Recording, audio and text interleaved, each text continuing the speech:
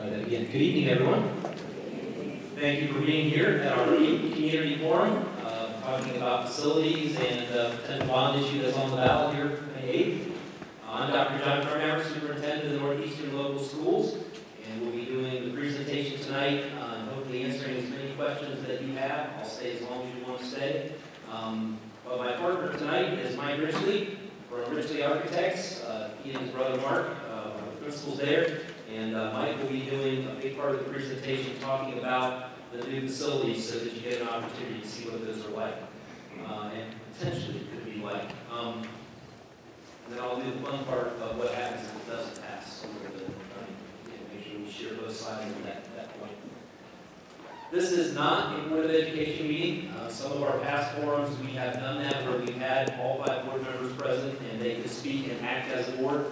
We have a number of board members here, so I'm going to have them raise their hand. We have Steve Swiftgable, Dr. Cranshaw, Mr. Yanger, Jeff is up there, and Jill Parker will be here. She was attending a funeral, will be a few minutes late, but she will be here. So I know Mr. Augustus could not make it tonight, but it's going to definitely be at the forum tomorrow night. I think most of these board members will be as well.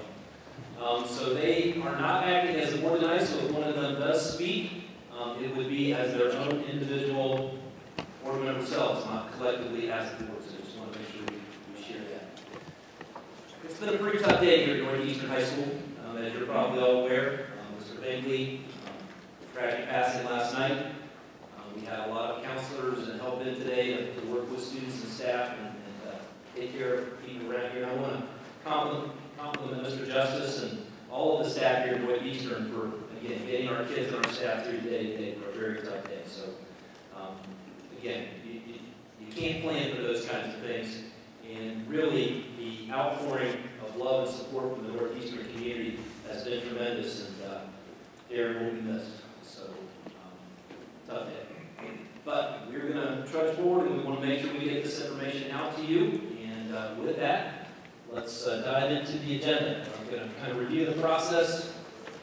We'll talk about the master plan, the concept site plans and the renderings, which you can also see over here on the big boards. A couple slides on security and how important that is to the new facilities. We'll talk about energy efficiency and the using of natural lighting. We'll talk about the budget, the ballot language, the schedule for when it passes, and then Q&A on that part of the new facilities piece. And then, as I said, the second part will be what happens if it doesn't pass, some questions that have come up about how we're spending the 1% earned income, some things like that. So we will cover those as well, and again, try and answer as many questions as we possibly can tonight.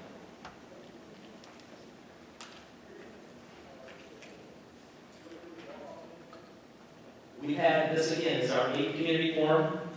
We started off back in May of 2016 at Kenton Ridge High School. There were about 60 people. You can see the numbers on the part. Just so I make this clear as well, you are being videotaped tonight. So if there's anybody here under house arrest that shouldn't be, make sure you don't turn around. But this presentation will be on our website. So you can see that, so if you're having trouble seeing anything that's up here. We didn't run off the whole presentation as a handout. We just did a few slides. There are about 50 slides, so we do have a lot of information we're going to go through tonight. But we didn't print all of that off. We're trying to save a few trees. But it will be on our website either later tonight or tomorrow morning. And also the video will be there as well. So we've had 8 community forums starting back in May of 2016 at Kenton Ridge. We rotated around to different buildings so we could also incorporate tours, trying to get more people involved. And from what I understand, we have probably had 50 times the number of people involved as what has ever happened in the past in terms of getting community input. And we want to continue that, just like tonight. So, I'm going to read all those to you for time's sake. You can see all those and the different things that we talked about. And having a meeting where we had representatives from the Ohio Facilities Construction Commission talk about how we can tap into those dollars and the 40% matching funds. The timetable with that, we obviously did tie into that. And we'll see about right now, if this bond issue would pass, just under $41 million coming from the state of Ohio. To the point where we did a scientific survey, doing a phone poll of the community to try and find out what is the best plan. We had a group of over 250 people come together in Rolling Hills one night, looking at 6 different plans, putting stickers on those plans and narrowing it down to 2, and doing that survey that came back almost dead even, to the board making a decision to put the 2 pre-K-12 plan on the ballot in November. You'll see those numbers of just failing by a little over 300 votes to the decision that was made to put back on the ballot basically the exact same plan. We'll talk about all of that.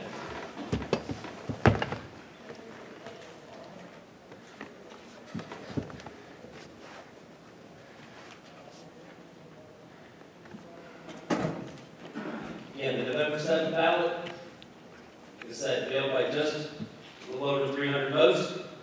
We're hoping to make up those 300 here in May. I think I've got 2 slides from handing off. This is our current configuration of the district. We have 3 buildings on the Northridge side, in Rolling Hills, which is currently a pre-K-5 building. Northridge, which is a kindergarten through 8th grade building, and Kenton Ridge at 9-12. And then on this side of the district, we have South Vienna, which is a kindergarten through 8th grade building. The pre-K is actually housed here at Northeastern High School, and this is the 9-12 building. What we are proposing is to have 1 pre-K-12 building on each side of the district. The one on the Kenton Ridge side would be just to the north of the football stadium at Kenton Ridge. We're looking at that property, we targeted that property. We did an appraisal on that property and are working with that property owner. But we can't really go forward, obviously, until we pass bond issue. On the South Vienna side, instead of building here, where we couldn't really get a hold of any more land, we went to South Vienna. It would be on the same site as the current South Vienna school. Some positives there, sewer and water, as opposed to not having sewer and water here. And the ability to be right in South Vienna proper. The athletic facilities would stay here, just not quite enough land to be able to put everything over there. Okay? You can see the square footages of those 2 buildings.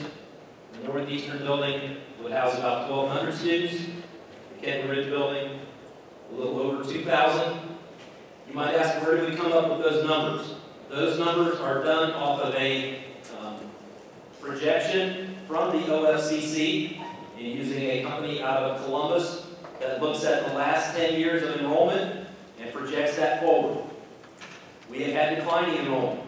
No secret. We've had students, not as many students in our district over the course of the last few years. So we're seeing a little bit smaller number than probably what we've been used to here in the district.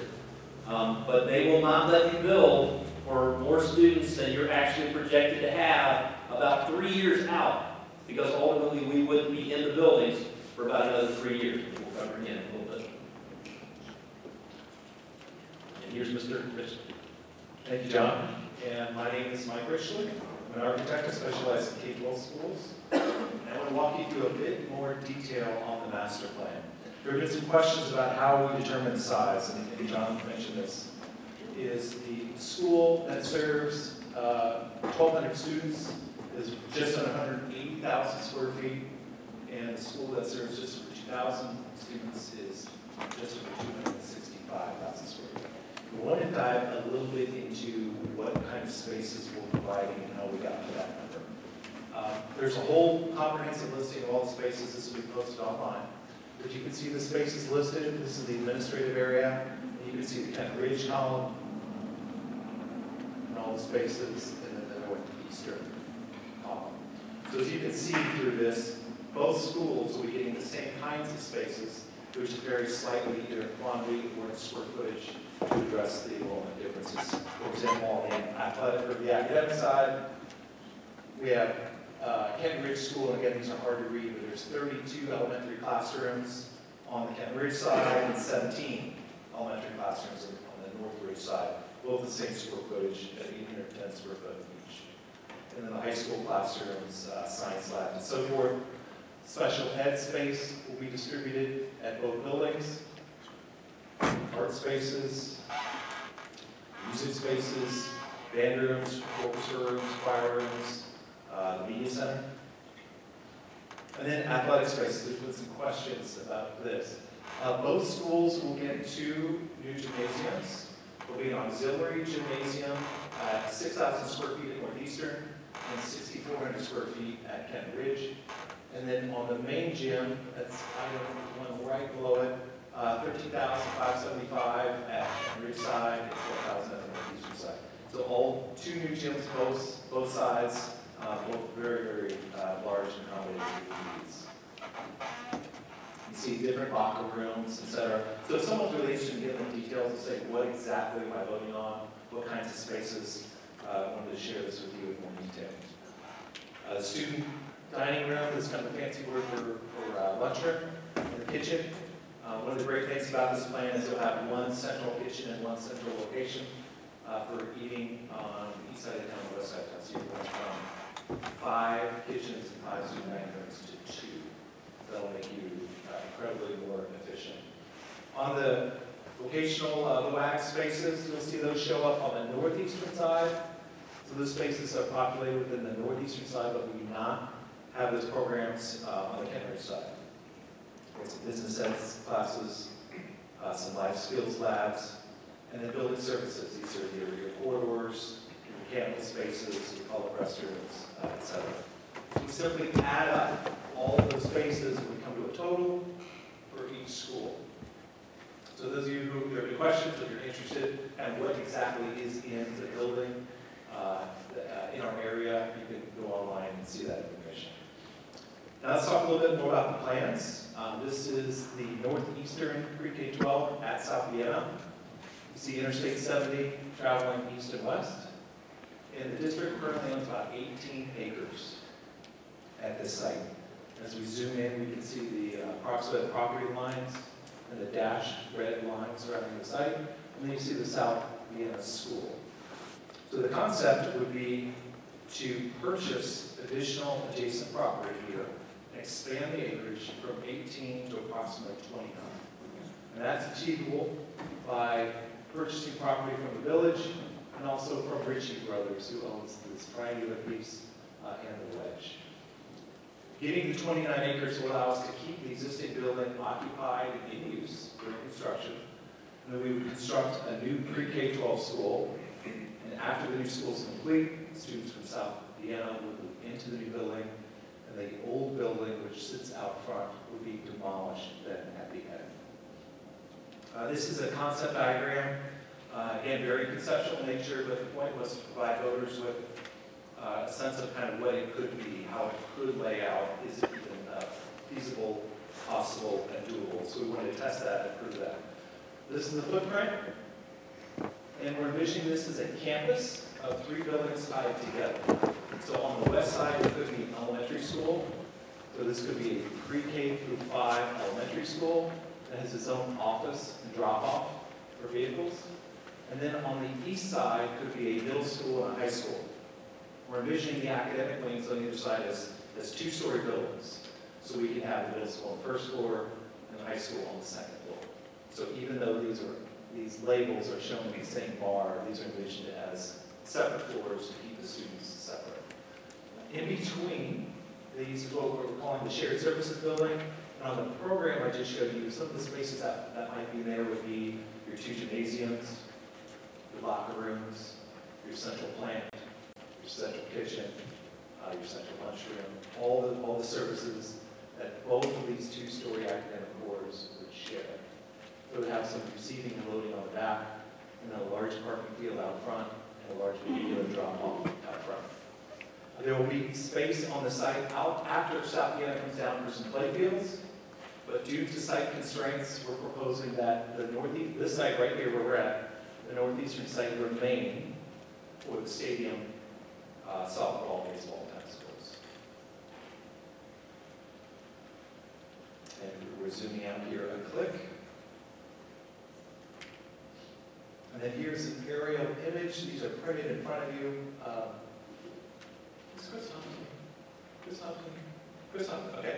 I'd just like to publicly thank him. He shot drone photographs for this, and they're really cool. You almost have to get up a little closer to see it. But he flew his bird and got the background shot of this, and so I just want to publicly thank you for that. And then we did the renderings in the overlay.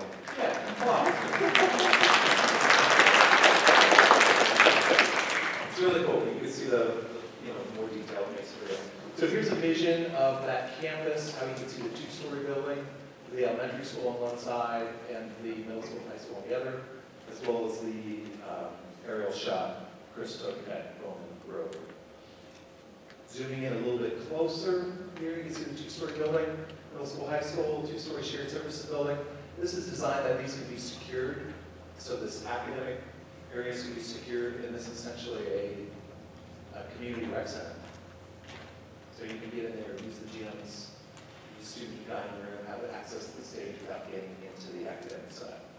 So again, even though on paper this shows as a pre-K-12, it's envisioned as a large building linked together for efficiency's sake, but really separate, the feeling of separate schools within the one main school. So we'll switch gears to go to the Kent Ridge side. Site area here, 41.5 acres approximately. And we're looking at purchasing approximately 40 more. The construction of a new K-12 on the new purchased property with the ability to keep and maintain the existing athletic complex, keep Kent Ridge High School occupied during construction, new buildings built, and the students would then move into the new school. Thank you. We zoom in a click on here. You see the similar kind of a diagram with the shared services building in the back, but given the scale bump on more students, we're envisioning an elementary school pre-K to 5, potentially a separate building for 6-8, and then a 9-12 high school. Locker rooms would be on the back, adjacent to the athletic areas. And Chris, again, thank you. I was a little bit of a high maintenance client. I'm like, do you think you could go up a little higher so we can see Buck Creek? So he got Buck Creek in here. Isn't that cool? Yeah, Chris. So there's the Buck Creek, and here's the high school on the side. So this is a view looking south. Potential new 2-story high school on the right, middle school in the middle, pre-K 5, elementary school on the left, and that shared services building on the back. Again, that being 2 gyms, central plant, kitchen, student dining room, locker rooms, all of those shared uses. So this is the master plan. Okay, 2 side by side are rendering and site plan of the northeastern K-12, and then on the left side of this is the Kent Ridge K-12. I have a question.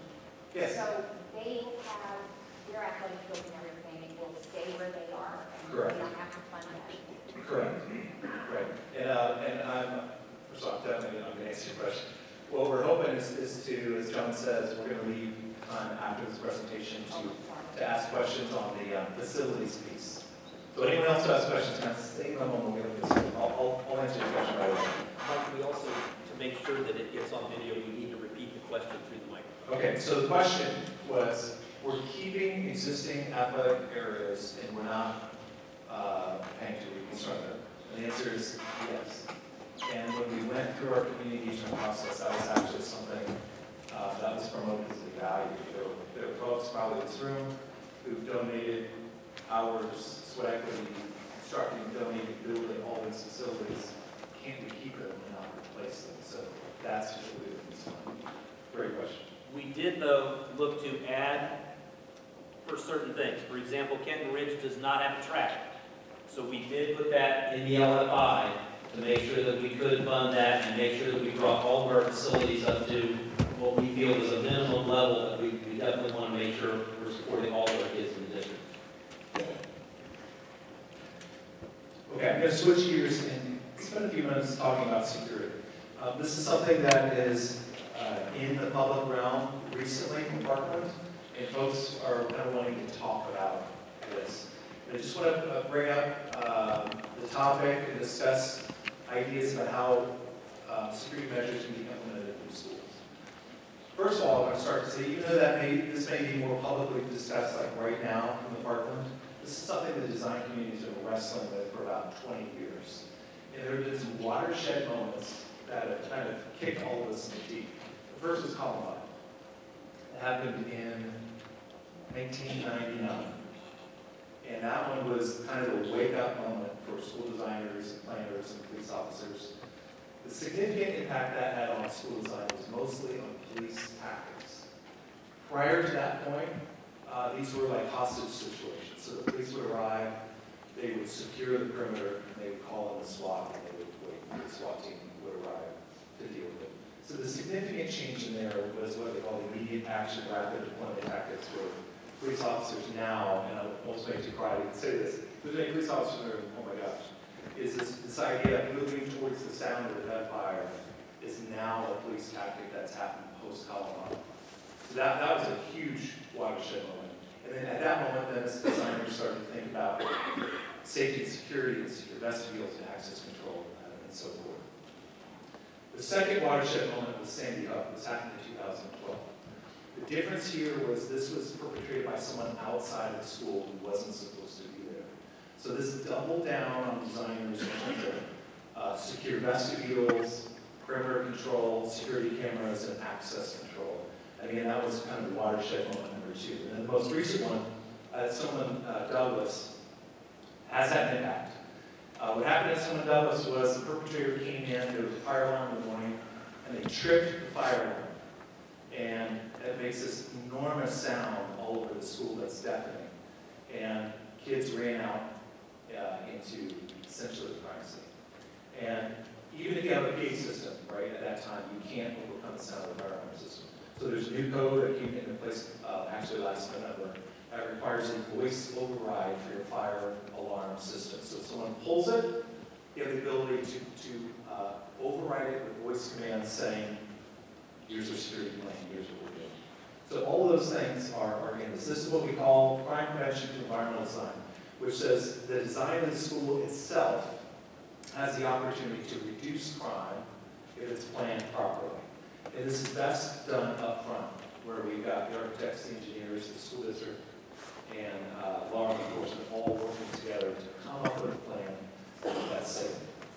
So what could that look like? So here's an example of a school that has a secure perimeter, and all the outside doors are locked. The red dot is the office. So we use some natural means in planning to help us. One of the things is the location of the principal's office and the assistant principal's office. Here's the entry of the school. Just in the natural placement, position of the desk where the principal's sitting in a window, that person has a real natural control over who's coming. So those things are free and achievable in planning. And then what we call is a secure vestibule design. So in the morning, the doors are unlocked. This is supervised, and the students are walking freely into the building. As soon as school starts, The interior door locks. This is what we call now a secure vestibule. Here's a picture of it on the top left. So if you're coming in after school hours, you come in through this unlocked front doors and you would stop. And at that point, you would see to the left a transaction window. So someone from the secretary's office could come over. If they're uncomfortable with a person, interact with them through a transaction window, or buzz them into the door of this office, in which case if they're buzzed into admittance, they can come into the office where they're greeted by a group of folks who are doing their work and tagging them and identifying them with a reserve badge and on in. So this is what we call secure vestibule design, and would definitely be implemented in both of the schools, all the office areas. And then there's other kind of mechanical measures. All of the cameras that would be situated throughout, both inside and outside the building, that would be viewable from the administrative team, from the central office, and even from law enforcement. All that's being recorded. This actually, even at Parkland, was how they identified a perpetrator who they later caught walking down the street. Access control is a biggie. So teachers who are supposed to be there will have a key fob or swipe card or swipe the access control doors and let them in. Everything's logged so they know who came in, what door, at what time. And then, heaven forbid, you have a teacher leaves or something, they're simply written out of the system and they can't access the building. So you have keys floating around. And then also some mechanical measures like locking door barricades, little devices they can slip into classroom doors and drop them to find that lockdown feature in each of the classrooms. So those are some specifics and how that can be handled. There's one other new change too I want to talk about, which is the storm shelter requirement. The Ohio Building Code last November requires tornado shelters, storm shelters to be provided in any new school buildings.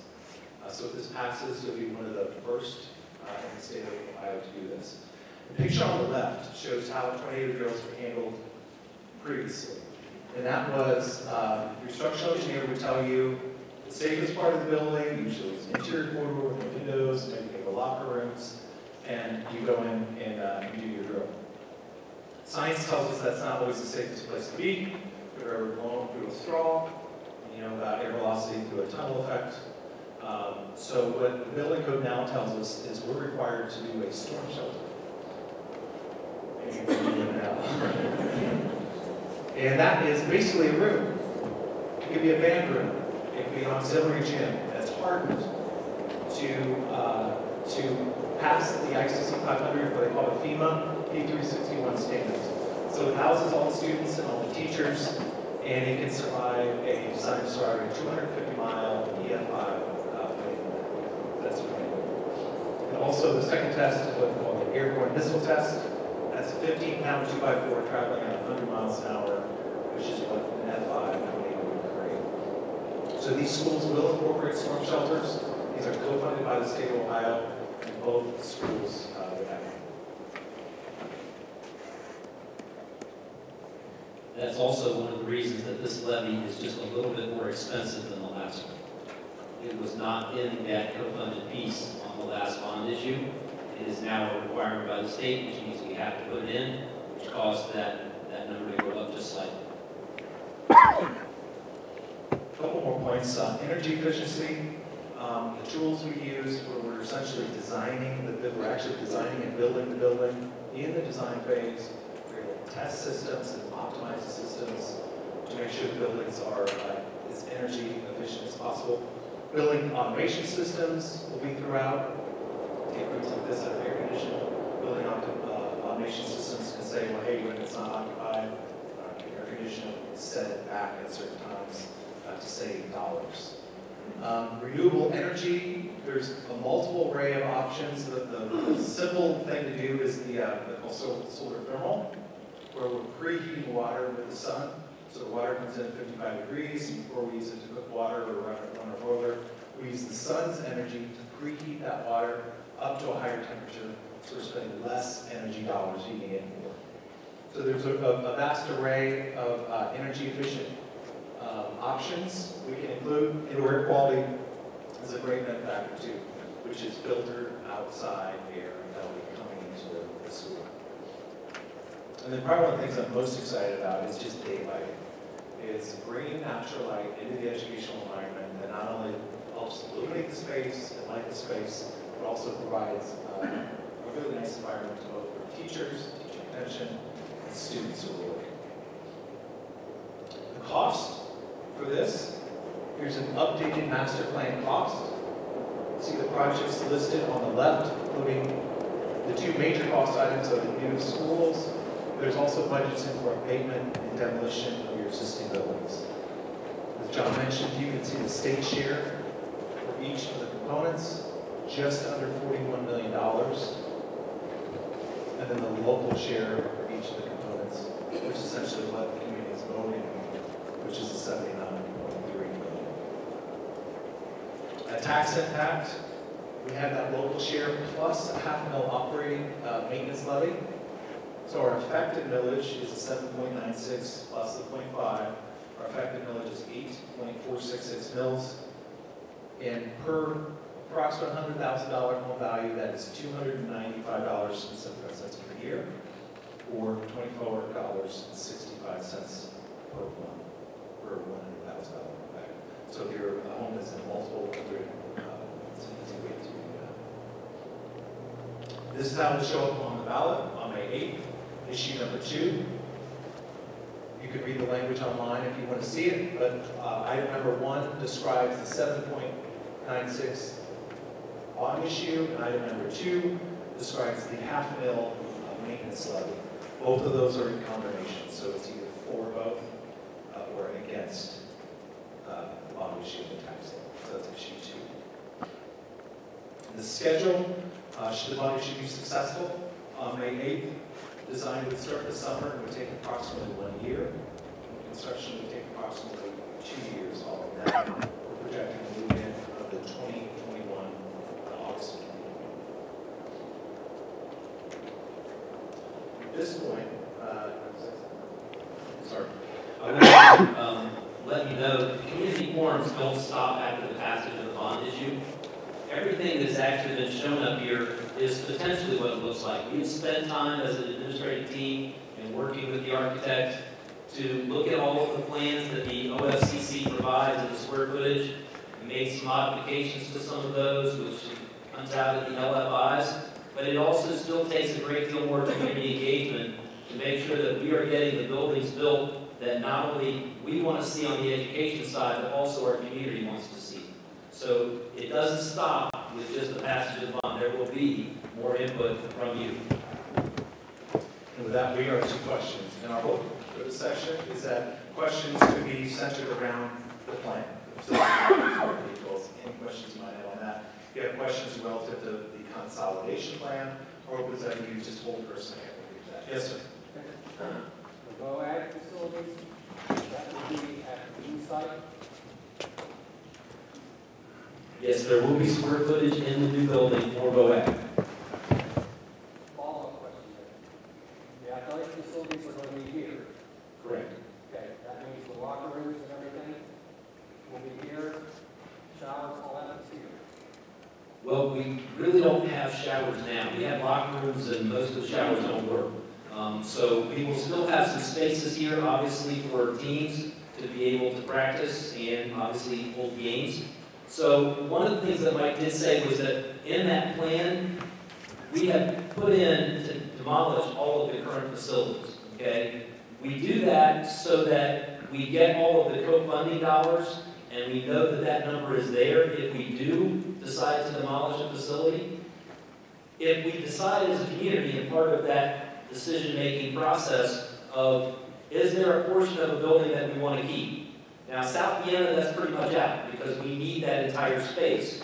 But here, part of the building could remain, and only the part that is demolished would then be co-funded. So we would still have decisions to make, okay? Another decision could be what happens to the KR auditorium, okay? I can't tell you that right up front. To me, that is a decision that's made after we get kind of the buildings built and see where we're at, and also get that community input and see where we're at dollar-wise. Can we then maintain portions of buildings? So, for example, if we would keep this part of the building for the athletic piece, can we maintain that and still support that with our current budget? Okay? So there's a lot of decisions that have to come in as we see, as we go along. But it's still a big part of the community decision. Did I get your questions? Yeah, the other part of us is the water gas. Is the lead in the facility, is that the pipes or the well?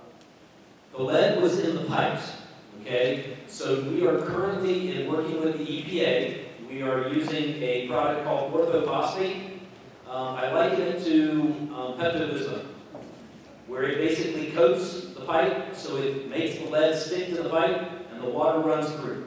We do not have lead in the water, okay? It is in the infrastructure. And that is why we're putting orthophosphate. It gets injected daily. It is totally safe and working with the EPA. That's what I was thinking is if you're going to have an athletic facilities like football games, things, you're going to have water for the players to clean up and shower afterwards. Absolutely. And things like that. So the well would be, you would have to cost of drilling another well. So if we just either keeping the facilities there and correcting them, or building a new locker room facility. Correct. Correct. Okay? And when again, we wouldn't be eliminating the need for our booster clubs with any of these projects. Okay? So if you're thinking as a booster member that you're now out of that whole issue, we still need you. Okay? We are still always going to need our booster groups to help support us. Okay? Yes, sir. Why haven't you tried to purchase some land in South Vienna so everything is one facility instead of buses back and forth, like driving down Old Thomas Road and Bowman Road? Sure. The question is, thanks, John. The question is, did we look at actually trying to purchase land, more land in South Vienna, to have all of the facilities in South Vienna? Actually, I talked with the mayor, who's here somewhere, about the possibility of maybe renovating the softball, baseball field, and whether or not that could be a part of it, but that was more of a down the road type thing. The biggest reason we didn't look for trying to do more at that point was really the expense. We have the facilities here. Not going to sit and say it's ideal to have to drive that 5 miles. Not going to say that. But we're not the only district that does that in a lot of cases where their athletic facilities are not right at their high school. Third is, you're landlocked on this plan here. There's no room for expansion. And how long are you going to, before you come after us for more tax money to put the facility someplace in South Carolina? Why not just spend a little bit more money now and get it done? The question is, why not spend more money now and be able to do all of the facilities in South Bend? And again, we discussed that, I think, as a board, talked about that, and I think the price tag is the biggest issue. It was one of the biggest issues to say, we were really trying to make sure that we didn't overspend. Literally, and I'll throw some other things out there. You have a superintendent who said to the Board of Education, I really think it's important that we have turf athletic facilities at both locations. I understand that raises a certain price tag. But I know that also means we can use those facilities year-round and be able to use them more often. That was a discussion point. It was basically going to be probably about another $1 million to add to the cost of those LFIs. The decision was made not to do that. Doesn't mean it might not happen down the road ways, but it was a decision that the board consciously said, we are really looking to try and make this levy affordable. We understand it's expensive, but we really couldn't do everything in one act. I understand that part of it, but affordable versus safety. You're going to have kids wanting to hang out with everybody at school until the last possible second before practice. And you're going to have to practice here for 2 years, or at least during the summer. I'm just wondering how many accidents we're going to have up and down these 2 roads for Well, during construction, we'll be here. We'll still be here for the athletic facilities. Okay? That won't switch until we actually move in. And if you notice on the diagram, there are some practice fields around.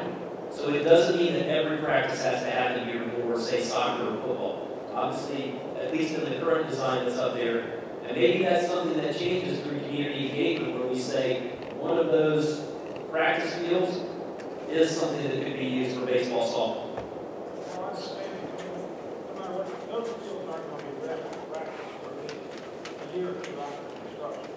Yes, definitely, we've got to get the other building more in, yes. So, like kids going back and forth in a hurry. Understand? Believe me, it was something that was discussed as a board. Okay? Yes, ma'am. Special education, citizen facility at both buildings. I know currently you're in South Vienna, and my daughter is supposed to start kindergarten. She's not welcome at South Vienna because you don't have a room there or something. Our children need special education when we welcome at the school in their district. Okay, the question is about how will special ed be served in both sides of the district. Okay? Both facilities are being designed with special ed facilities in both to be able to accommodate that. Okay? The bigger question I think that you're asking is more one of fiscal responsibility. And if we have 1 or 2 students at one side of the district and 5 or 6 on the other side of the district, that doesn't dictate that we need 2 full-blown facilities with teachers and aides per se to do both of those. That's not fiscally responsible. So we may combine and put both of those on one side or the other. I'm not going to sit here and tell you that that couldn't happen. So, but again, trying to be fiscally responsible, we have to be able, and we are designing the buildings to be able to have special ed facilities on both sides. But again, a district our size, we do have to look at when it makes sense to say we are going to combine a certain program. In some respects, there are times, and there are other districts that do this, we do this in some cases as well, where a student with a really set of special needs may go outside of our district to be able to receive those services. So we're really trying to look at delivering the services in the very best way we can. The buildings are being designed for special ed on both sides, but to be fiscally responsible, I'm not going to say that they would absolutely happen that way. It would be dictated on the numbers and where we're at. Okay? Not what you want to hear, I know. I get it. That's the one thing I'll tell you. I'm not going to sit here and tell you I can deliver something I can't. Okay? The one thing you're going to get from me as a superintendent is I'm going to be honest with you when I answer your questions. Or if I don't know.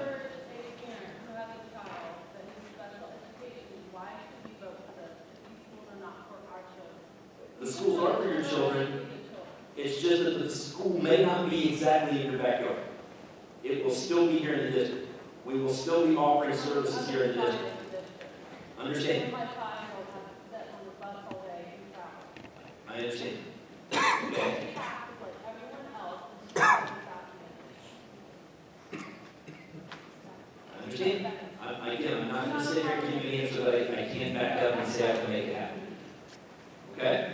Yes, sir. Okay, you're for both sets of property, you have is anywhere in the budget to purchase the additional property needed to expand?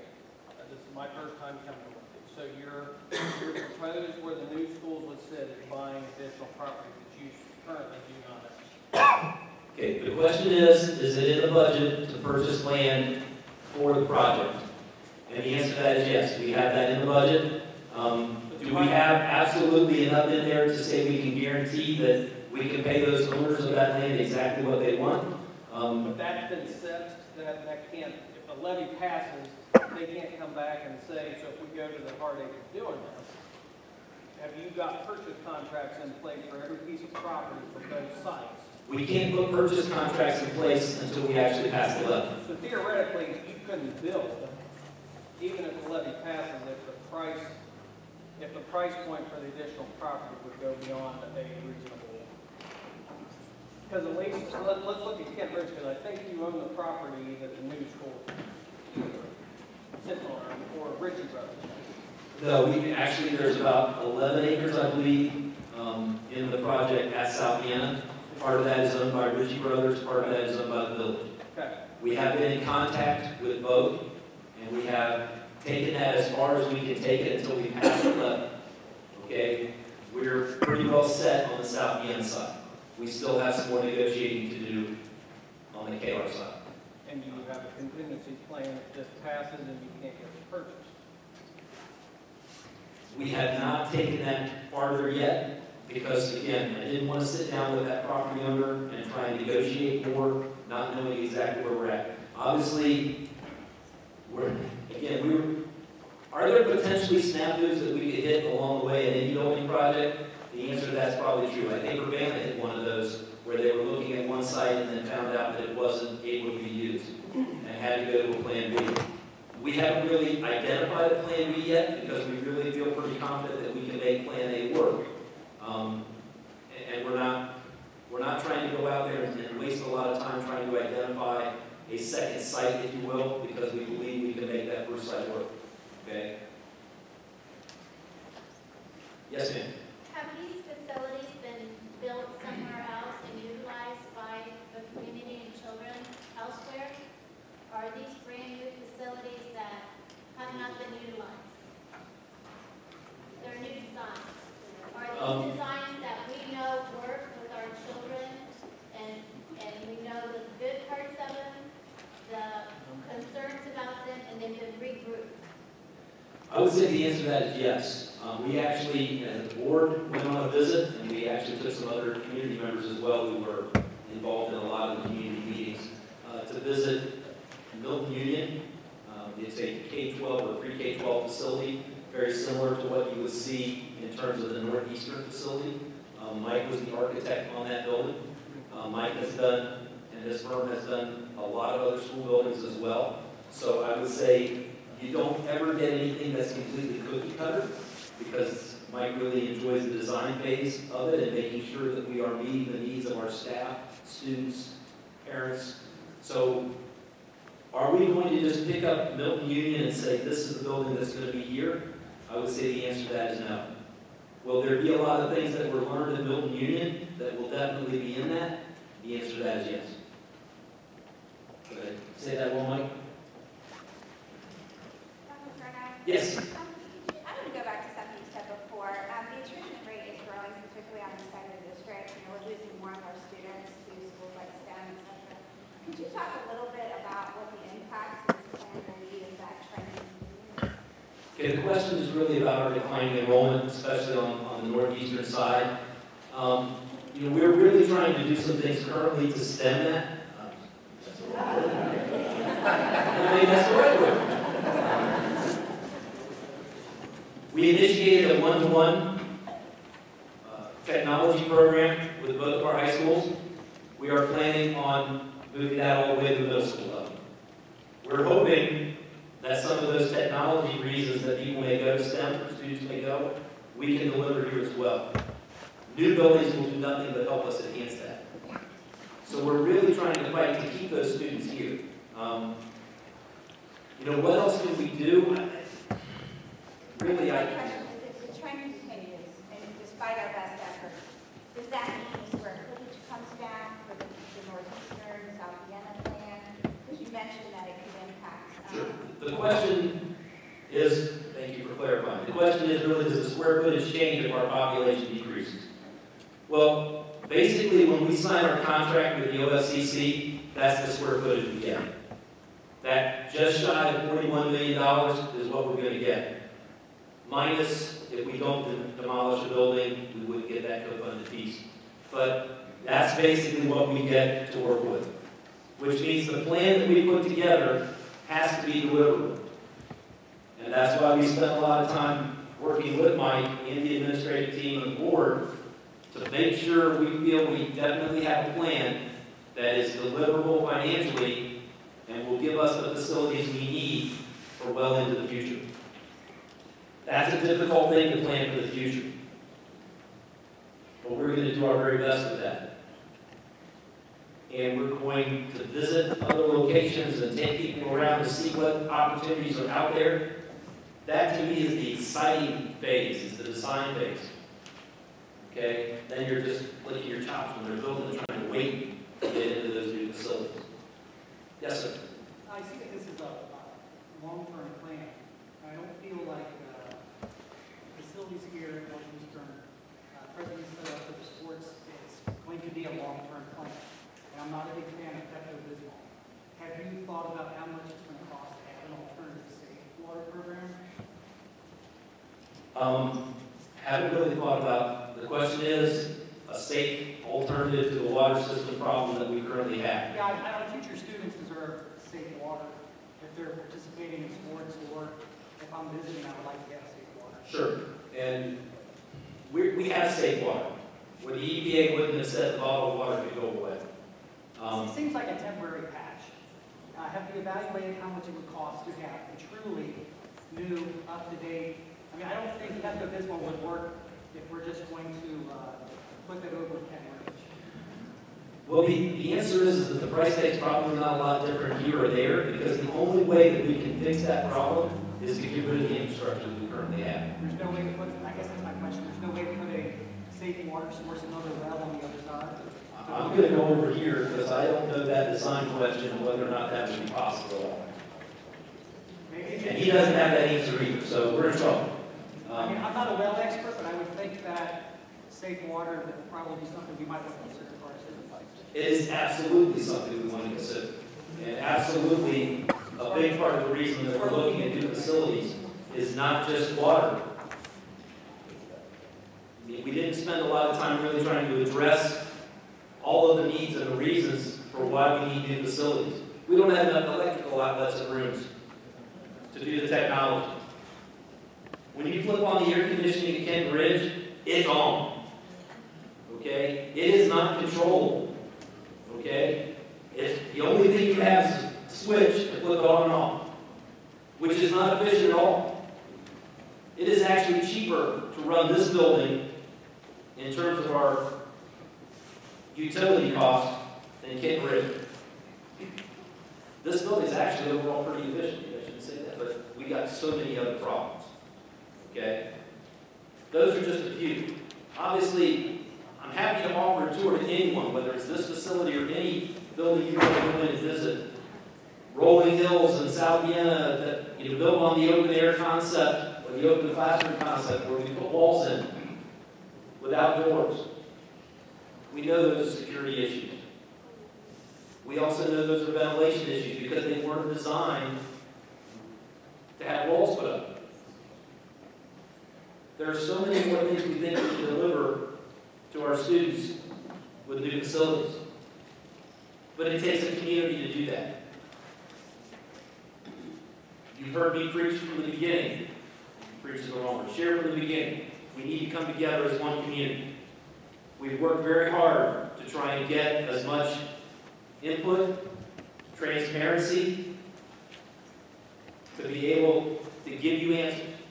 Not trying to shy away from any questions. If I don't have an answer, I'll tell you I don't.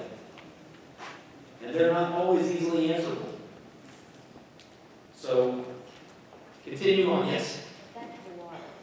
The water here is okay. It's the pipes that aren't good. So the second plan B or something like that, if you can't pass, if you logically replace the pipes, right? So that way the water that's coming in is safe without wet. That would be an alternative source of water, right? A different well with its own pipes. But notice the pipes is causing the problem. Right. It's not the water. Okay, so the question is if we would end up staying in this facility, what could we do to help the water system? It's not the well water itself that's coming out of the ground that has lead in it, okay? It's the infrastructure. Well, a lot of our piping infrastructure is obviously underneath the concrete floors, okay? To try and replace all that infrastructure, and I really don't know whether it's possible to run, pipe. I'm sure it's possible, but I don't even want to guess what that expense would be to try and take care of that issue in a facility like this. I mean, I can tell you what we've tried to do in terms of adding cabling just for our technology. Well, maybe John should tell you that, because John gets dirty on a daily basis when it comes to trying to run a cable to add more wireless to our existing facility. And you can imagine the wireless capability that we need with every student bringing a Chromebook and being able to get on in real time and do their work. Yes, ma'am? My two children, the youngest is graduated in 2010 and 2012, and at that time, they did not have an offering of college prep classes here at all because the student number was down. However, they got them in British, but not here.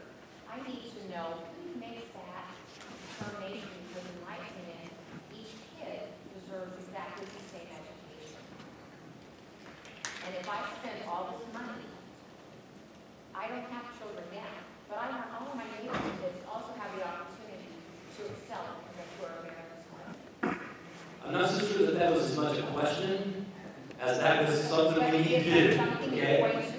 And that was, are we offering programs that are similar on both sides of the district? And the answer to that is, for the most part, I would say very much yes.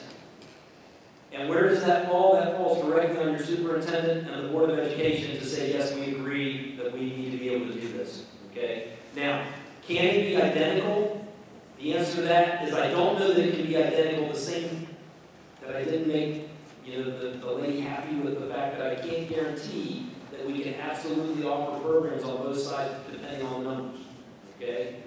So, we haven't had a lot of students at Kent Ridge saying we want the VOAG program. So that wasn't included in this plan, okay? We've had more students on the KR side, just, I think based on sheer numbers, that we're able to offer a second foreign language in French. But when it comes to the CCP classes, we are offering not quite identical, but as close as we can based on our teacher certification. And we're even moving a teacher from one side of the district to the other to make sure that we get those math classes offered in both places. Okay? It's a matter of trying to make something work that fits for everybody as well as fits within the budget. That's part of the problem of, I wish I could tell you that we could be all things to all people. And I realize there are fewer children here because we have farms here. We have smaller, we have fewer kids because of that. That doesn't mean that they're not all unbelievably intelligent because farmers are going and making the country great. And to sustain that means you're very good. Again, you're preaching to the choir. I absolutely want the same opportunities for all of our kids. I want our kids to be able to do whatever they want to do, okay? Whether that's someone here who wants to go to Harvard. Getting into Harvard is extremely, extremely difficult. Wherever you're at. But especially coming from a smaller school. It just is. Okay? Now, that doesn't mean we're not going to try and offer as many opportunities as we can. Okay? Yes, ma'am? And every student at Kent or Northeastern has the opportunity to participate in College Credit Plus, correct? That is correct. Every student has the ability to participate in College Credit Plus. Whether that's on-site or not, could be different. But they are offered those. Everyone has that opportunity, whether they go to Clark State or Urbana, they would still have the opportunity to do that. We're trying to offer as many of those as we can on-site. We feel like that's better for our students. It's honestly better for us financially. Okay? I mean, I just wanted to speak to her. I have a daughter graduating in 2016 and one that will graduate next year. And many of those students are now graduating and going to college as sophomores. They're getting, And my youngest child did that because they didn't offer them here in school. but they're getting it all. And, through high school. So But that's when it was. it's, I think that. When I We are definitely offering more College Credit Plus courses here than we did 3 years ago. Okay? Yes, sir? Dr. Cornell, thanks for taking my question. I want to get back onto your master plan lessons because I think that's where we were supposed to be at. But Yeah, I did that in the classroom when I taught. If we started off on a little tangent, you know what, there was learning to be done, and we kind of went off on that tangent, so I apologize. no, Yes. So can you explain to me why the additional 0.5 mil for the maintenance for the additional 23 years? It seems to me that if we are tearing buildings down the existing money that we have now for those maintenance costs, we're still going to have that money. And so I'm not real clear if we're building new schools, that's gonna require less maintenance, obviously, than what our existing outdated schools require and things. And so if you could explain to me why the additional 0.5 mil, especially for 23 years. Sure. The question, I think, is why the additional 0.5 on there as well? And the reason for that is, actually, there are multiple reasons for that. The state wants you to have a maintenance type levy, okay, to be able to make sure that you are able to maintain that facility that they're putting dollars into. So that you're not, again, saying you don't, have the money to fix a boiler or something, down the road. Because we know that there are going to be upgrades that happen, okay? For example, lighting may be retrofitted, or you buy the very best lighting that you have available to you when you build a facility. Almost guaranteed within 5 years, those lights will be obsolete and you can do better energy efficiency-wise, but you have to have money to be able to do that. Now, there are programs out there that do energy savings, but having that maintenance levy is a part of that, okay?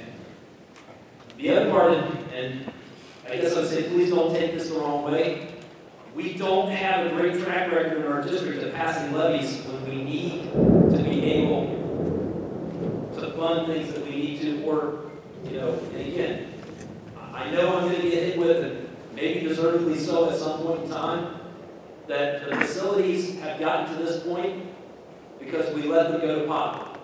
Okay? Well, I can tell you since I've been here that's not the case. We've been spending money on fixing things, putting money into roofs, buying buses, doing those things and spending dollars that we have to. Okay? Or we won't be able to be in these buildings even for the 3 years we need to be if we pass the bond issue. So having that in the ask initially hedges our bets that we're going to be able to keep those buildings in stellar condition. Answer your question? Sort of, because we still are now receiving maintenance money for the facilities that we currently have. And what I'm saying is, the money that you're spending on those roofs, the money you're spending on those existing facilities, and we're going to tear those facilities down according to the plan. We're going to tear those facilities down, so that means we have that money currently as it exists. And so, I guess that money that we currently have that we're spending for maintenance on these existing facilities, did that get taken into consideration? Is that why it's a 0.5 mil versus a 1.0 mil? The question is did we take into consideration the size of that maintenance levy? The answer to that is absolutely yes. Okay. Our PI levy, Dale, generates about $400,000 a year. Okay. So it's not a huge amount of money that we have, obviously, or we'd be fixing a lot more things than we would. I'd love to be able to do that. I'll use our bus fleet as an example. Okay. When I got here, we hadn't bought a new bus, I don't believe, in the past 7-8 years. Not one. We were buying all used buses. Okay. Now, is it helping us get through? Yeah, it was better than what we had. But I said that's not a sustainable model. Okay? Buying used helps. If we can partner that with buying some new ones, we can get back over the hump. It's not going to be 5 years from now. Maybe it's 10 years from now. But in looking at those decisions and trying to plan, by adding that 0.5 on, that PI levy that we currently have, we can help upgrade some of those things that we already have issues with that aren't going to be taken care of with the bond issue. Okay? Am I not correct that since we're partnering with the state required us to have a maintenance? Yes, that's we have no choice. Jump in. It is literally a state requirement just to make the OCC. So you don't have the choice of not having that without. So is there a I guess, is there a minimum then that the state requires? Is there a minimum mill? 0.5 is what 0.5. it's state law says, you have to do your closest seco share plus the 0.5. Thank you. Yeah. Yes, sir. So what we're paying on repairs and stuff right now, that's going to go on to the new school then, the levies and like that? We got for repairs and path? The current PI levy Where's that money going to go to now? could be spent on things that are going to last at least 5 years. So buses, it could go into maintenance of the schools as well if something would come up. It would also be something that we could use on technology. So we could add to what we're doing technology-wise with that PI money. We have used our PI dollars in the past also to do some of our curriculum updates.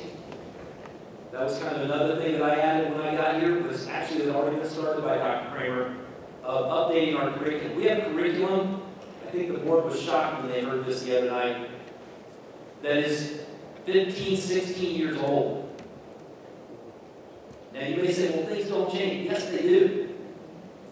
How they're taught, what's expected, what those standards are. 2 plus 2 doesn't change. But believe me, the math standards and what's expected of students has definitely changed. And if you don't update your curriculum, you're falling behind. It's that simple, you're falling behind. Steve? Sorry, if the board member raises his hand, I am going to acknowledge him. I'm important, yes. It's not my call, is it? When does the $41 million check from the state of Ohio to us expire? When does the check, or when does the $41 million or the 40% co-funding go away? Okay? Because that may have been something that was shared the last time the bond issues came around. If we don't use this, we lose it, it never comes back. And here we are again. Okay? Basically, the master plan that we have out there, that we have approved by the OFCC, for the 40% matching, or just over 40 million, and now just under 41 with the things that went in for the storm shelters. We have basically 13 months from the time they approved the plan to get that plan passed. It doesn't mean the money goes away forever, hence we're back again. But you roll the dice. There is no guarantee that the state is going to keep funding that program. The other thing that you may remember is the share was a little bit higher the last time. I believe it was about 45%. And why does that change? That changes because property value changes. And the number of students you have changes. Because that's how the calculation is done by them. They take the number of students you have and divide it into your evaluation of your property values in the district. And then they put you on a rank list all the way from 1 to 600 some, I think, districts. Where you fall is where your percentage comes in. Our property values have went up a little bit. Our number of students has gone down. Our matching share has gone down. But there is no guarantee, if I'm answering your question, Steve. So I think we, again, want to take advantage of that when we can. But I would say it still needs to be the right plan. And we still want to make sure that we are being good stewards of not only your money, but the state's money. Unfortunately, the OFCC has gotten burned. And part of the reason why they won't fund you on any more square footage than the number of students that they can pretty well guarantee are going to be there. Because there are districts that say, oh, we're going to have this development built, and we're going to have this many more students. And they built buildings that are now closed. They're buildings I'd love to have here. But they won't do that anymore. They've learned their lesson, I think. Okay? Yes, ma'am. Last question. I'd like to move on to the second part. We'll answer more questions, but I'd like to move on to the second part, and then, again, answer whatever still comes up. My question's for Mike. When you were showing the picture about the safety, and you can see all those glass windows, you said something about a transition window. Is that glass unbreakable? It could be mold resistant glass. It will be. The question is, Oh, yeah. The question is, I showed a picture Because I've earlier. seen the city schools with all that, and I'm like, what's the purpose of putting that if somebody can break it? Yeah, the amount of transparency we have in Secure Festival is a conversation we want to have to fine tune it. That can be mold resistant glass. The good part is we wouldn't have the budget to have every spec of glass in the entire building mold resistant, but in certain areas like that where it really makes sense, we can use mold resistant glass. Good question. Very good to me.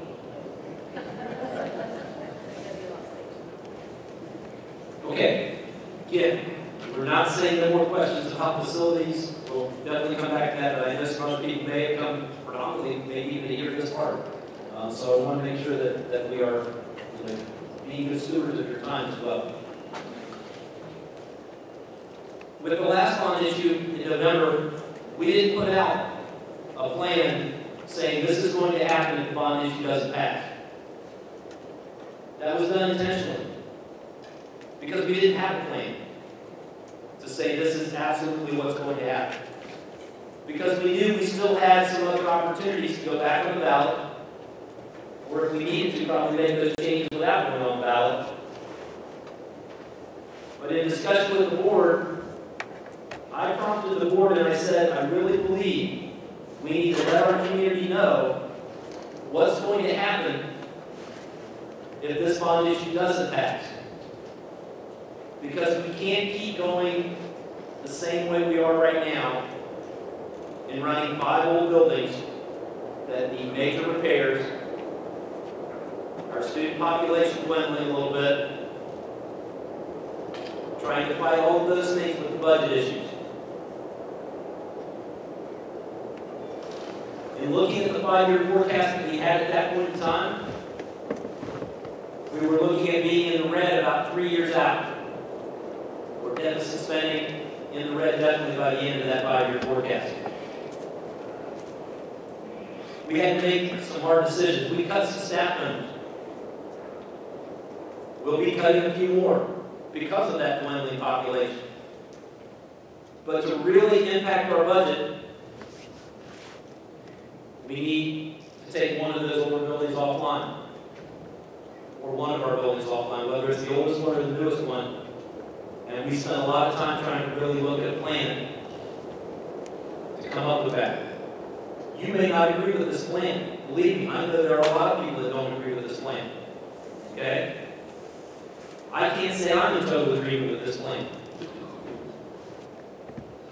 Tough decisions need to be made. And I applaud our Board of Education for making that tough decision.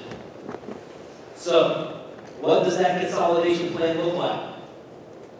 It closes Rolling Hills, mainly because it's our smallest building. So it's the smallest number of students to displace to other places. It had a pre-K-6 building on each side of the district, Northridge being a pre-K-6, South Vienna being a pre-K-6. We didn't want to take all of our elementary students and bus them all around the district. High school and middle school, though, consolidating into one facility for each gives us some economy of scale and the ability to save about $1 million a year. So that's kind of how that plan came out. So right now that has Kenton Ridge being the middle school, 6-8, and Northeastern being the high school, 9-12. Agree or disagree with that, that's the plan we have, and that's not looking at next year if it doesn't pass, because we're going to need some time to plan this out. That is a major change for our district, and not something that I can say, oh, we closed Rolling Hills, this teacher's going here, this teacher's going there, and this program, and all of those things can happen in a 3-month span of time. And whatever we do, we want to do it right. So having some time to do that makes more sense. our budget also allowed us. We weren't looking at red numbers right away. We're actually now not looking at red numbers. With some of those cuts we made in managing our budget, we're looking at a 5-year forecast that we're going to, or actually I probably need to have him stand up so you get to see. Dale Miller is our new treasurer. Came over from Springfield City. Welcome, Dale.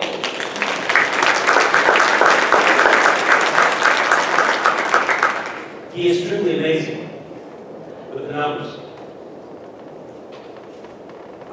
We tease him about bringing money over from Springfield City. He didn't do that. He's above board.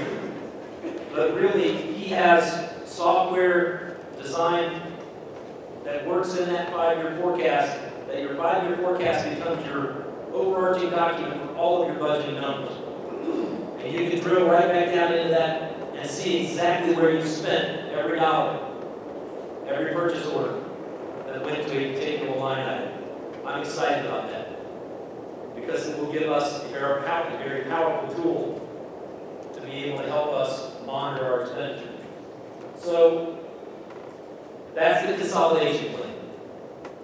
I hope we never have to use it. I hope it stays out there on the side and that we can unite as a community and get this bond issue passed.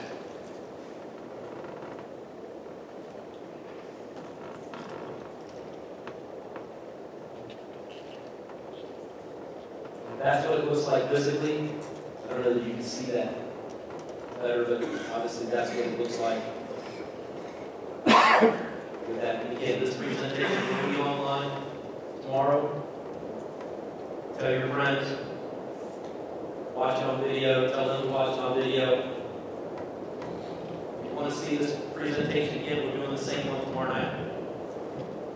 Questions will probably be a little bit different, but we're doing the same one tomorrow night. Okay, keep going, Mike.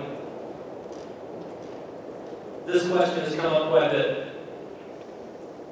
Can we split the district in two?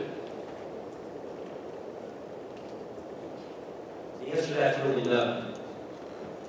But first of all, it wasn't what I was tasked to do when I was hired as superintendent. What I was tasked to do was to find out what the community wanted. I don't believe that the majority of our community wants to see this district split in two. There might be a few, but I don't believe that's what the majority of our community wants. The Ohio Department of Education has rules and regulations for that. They are not really looking right now to see more school districts added.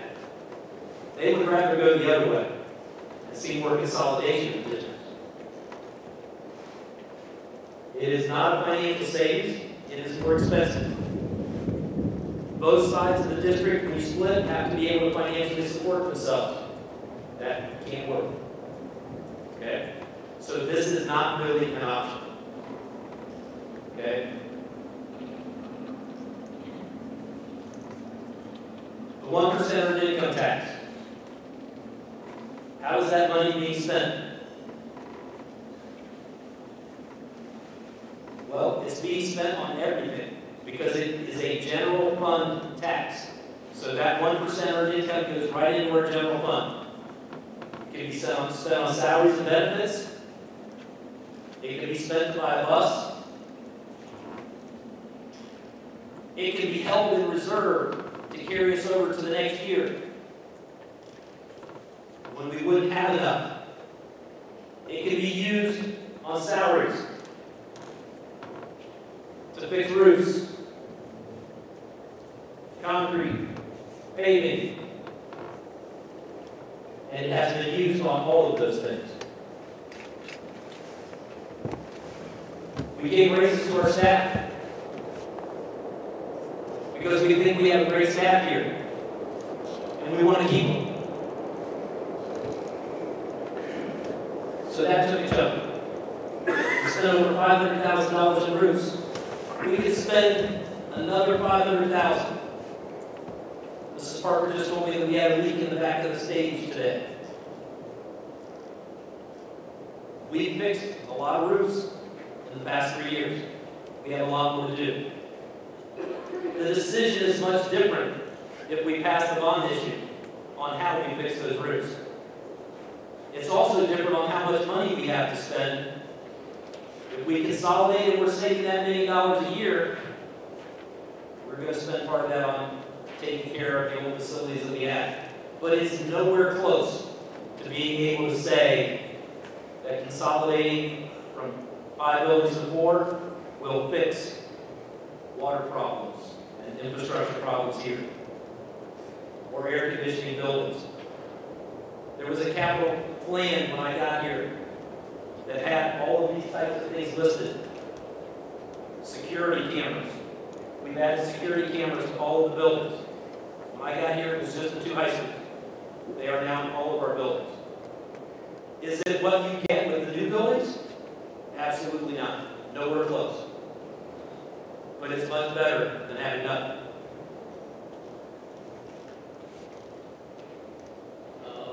HVAC, I already talked about Cambridge. We're spending money on those things, but believe me, it is a huge price tag to what it would really take to fix our buildings and be able to condition the air and put it at the temperature we want it to be at. We did the one-to-one technology issue. We spent dollars out of the general fund to make that happen. It wasn't free.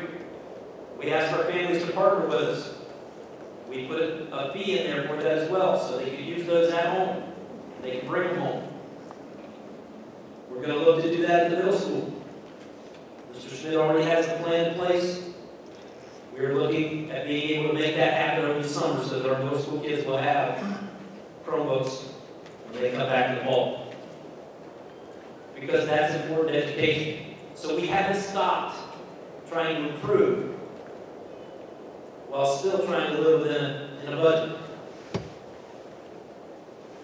We have to balance our budget. We may have red numbers in a 5-year forecast. They're not going to be in the current year because you can't do that, where the state will come in and take you over. They might be in year 3 or year 5, which gives you a couple years to figure out how to get rid of them. There are basically 2 or 3 ways to do that. You can cut your expenditures. You can raise your revenue. There are actually a couple ways to raise revenue. Open enrollment is one of them. We have taken advantage of open enrollment, and I know some people say it's not a good thing to do. It has helped us sustain our budget. Believe me, we very closely monitor that. We don't take every open enrollment student who comes into our district. Because if we get 100 third graders, we can't accommodate 100 third graders. We look at that. We scrutinize that, and we try and make sure that we're keeping our class sizes where we've set numbers to be. You can imagine one of the only ways that you really do have to control your budget and your expenses when you're in a people business. 76% of all of our funds spent in the district are spent on people. They have to be. We need bus drivers to get the kids here. We need teachers in the classroom. But it becomes a real tough decision to say, what's that number of students in the classroom? Ideally, we'd like it to be low 20s. But if your budget doesn't allow that, it may have to be mid-20s. It may have to go a little higher. That's one of those ways that you look at balancing your budget. Just like you have to do with your own budget. Okay? But believe me, we are managing the dollars and spending the dollars, and we want to be as transparent as we possibly can. We just need to know what you want to know. We can put things out on the website.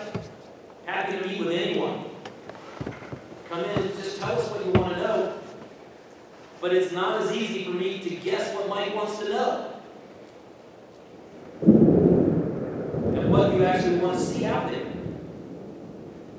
And then we put some things out there, and it may not absolutely balance that what you're seeing come in from the earned income tax isn't all being spent. Well, we need to keep some of those in reserve. We still need to spend. We're doing that. But it's just like your household budget. You gotta make it work. And we're happy to share those numbers and talk to you at any point in time about any of those expenditures. I've said this many, many times in board meetings. I'll say it again tonight. If I can't defend it, we probably shouldn't be doing it. It's that simple. So if you have one of those questions, fire away. Okay? Come in and meet with me. Happy to do that. All right? Okay, this is another big question that's come up. We build new buildings, we're going to be right back on the ballot, asking for operating dollars.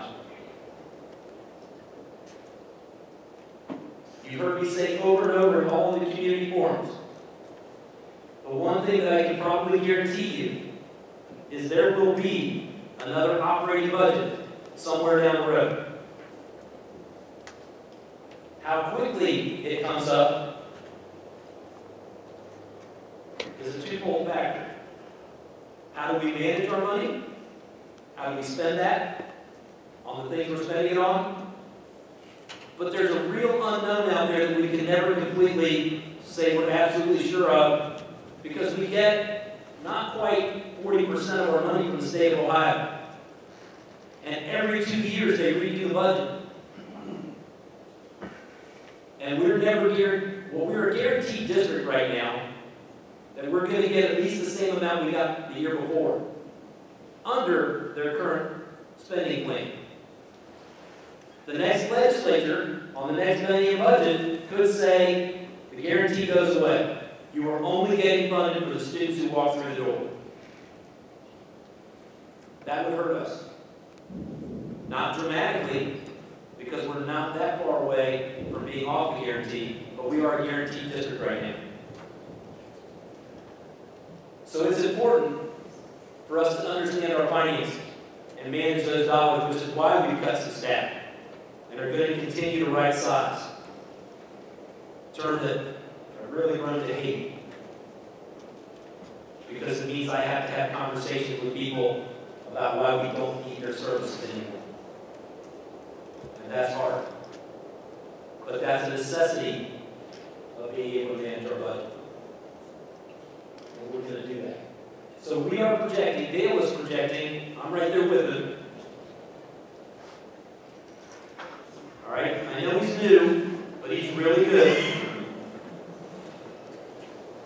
And right now we're not thinking we're going to need new operating dollars for at least 5 to 7 years. It means we have to watch our dimes and nickels and make sure we're right sizing.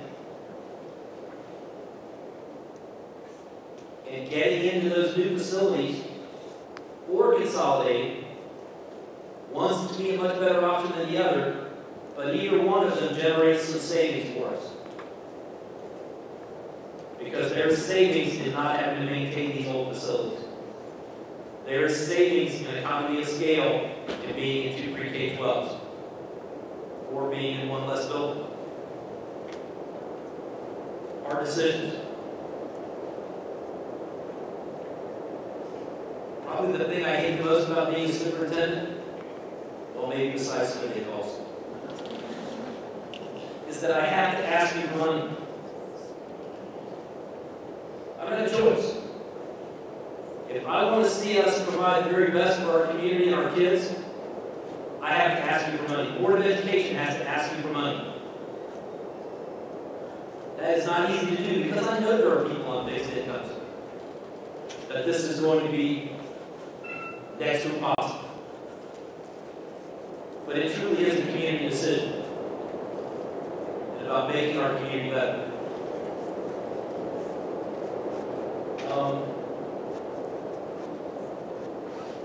Now on to questions for this section. Yes, ma'am. If Bond doesn't levy the tax, will the government put it back out there to discuss whether or not it uses it, or will that ever come back up for people to decide if they want to? Okay, the question is, if this bond issue does not pass, would we be back again ever looking at either one campus or two campuses, two high schools? Thanks. Right, and because that seems to be the thing now, people don't want one high school. One high school or two is really the crux of the two differences in those plans. Okay. Well, I did learn a little bit in superintendent school is to never say the word never. Because just like operating taxes, if I would tell you we're never going to ever have another operating levy, it doesn't make sense. So the answer to that question is really much more difficult because that would really be incumbent upon where does the Board of Education move that discussion to. Right now, the Board of Education has put a vote out that says if we don't pass, we're going to consolidate a year from now. Okay? Doesn't mean that a year after consolidation, or I guess potentially even within that year of consolidation planning, that something else will go on about. Okay? I don't have that crystal ball, and believe me, I do sometimes end up speaking for the board and not on those kinds of issues.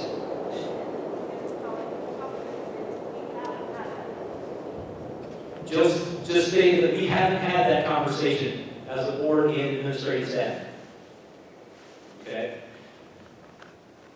The immediate conversation we had was of a more immediate budget issue, and that we really, in some respects, wanted to say if you did not support the two pre-K-12 plan, then really there, I guess, are mainly two options of why you wouldn't support that plan. Number one, you don't want to pay more taxes, which could be a lot of people. And number two, you were more for the one high school plan. So I'm not saying voting one way or the other states your case, one way or the other, but ultimately that was kind of a decision of where are we headed, and we needed to really be able to make a statement with our budget and our 5-year forecast. Okay? Did I answer your question? Okay. Other questions? Yes, ma'am. Carrie. Will there be an opportunity for us to see the new 5-year forecast before the May vote? Will there be an opportunity for you to see the new 5-year forecast before the May vote? Well, now you're getting me in real-time questioning with the board, because in my update tomorrow, Dale and I were going to share, when do you want to see this? Typically, the 5-year forecasts are updated in October and May. Okay? We are going to ask the board and share with them a preliminary draft of that. That could be, again, this is still up for the board to say yay or nay to, could be potentially discussed at the April meeting. Not approved probably at the April meeting, but something that could be discussed, potentially posted on the website for a May vote. Kind of like we do our school calendar in some respects. Okay? But you're now maybe getting me in trouble because I haven't had that conversation with them yet. Okay?